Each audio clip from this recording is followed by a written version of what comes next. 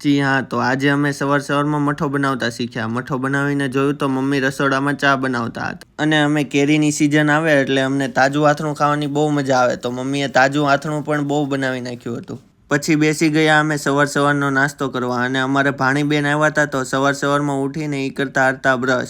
અને પછી નીકળી ગયો હું ઓફિસે જવા માટે. તો બાજુની ગાડી જોયું તો 60ની સ્પીડે ચાલતી હતી. અને પછી બપોરે આવીને જોયું તો મમ્મીને અહીંયા આખા વર્ષના મસાલા લઈ આવ્યા હતા. ધાણા, હળદર, જીરું.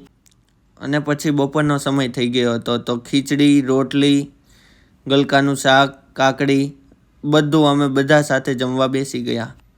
બધા જમીને ફૂલ કોટામાં આવી ગયા હતા. પપ્પા અને હસ્તી જમીને દ્રાક્ષ અને ખારી સિંગ લઈને બેસી ગયા હતા, અને મમ્મી આગલા દિવસની મઠાની તૈયારી કરતા હતા.